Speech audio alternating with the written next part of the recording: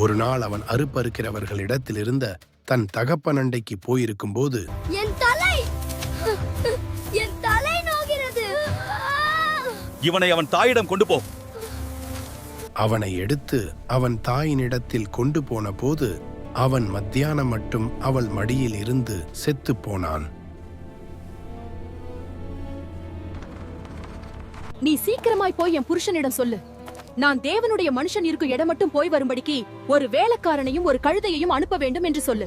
உங்கள் மனைவி சீக்கிரமாய் தேவனுடைய மனுஷன் இருக்கும் இடம் மட்டும் போய் வரும்படிக்கு ஒரு வேலைக்காரனையும் ஒரு கழுதையும் அனுப்ப வேண்டும் என்று சொன்னார். இன்று அமாவாசையும் அல்ல, ஓய்வு நாளும் அல்ல. ஏன் அவனிடத்துக்கு போகிறாய்? எல்லாம் சரிதான், ஆனால் நான் போக வேண்டி இருக்கிறது. இத ஓட்டிக்கொண்டு போ, வழியிலே எங்கும் நிறுத்தாதே.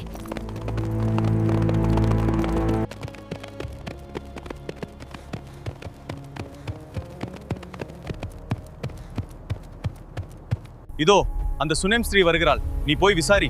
அவளை சந்திக்க ஓடி போய், நீ சுகமா இருக்கிறாயா, உன் புருஷன் சுகமா இருக்கிறானா, அந்த பிள்ளை சுகமா இருக்கிறதா என்று அவளிடத்துல கேள். நீ சுகமா இருக்கிறாயா, உன் புருஷன் சுகமா இருக்கிறானா, அந்த பிள்ளை சுகமா இருக்கிறதா? சுகந்தான். அவளை விடு, அவள் மனம் மிகவும் துக்கமாக இருக்கிறது. கர்த்தர் இதை எனக்கு அறிவிக்காமல் மறைத்திருக்கிறார். நான் என் ஆண்டவரிடத்தில் ஒரு குமாரனை வேண்டினேனா? என்னை ஏமாற்றாதே என்று சொல்லவில்லையா?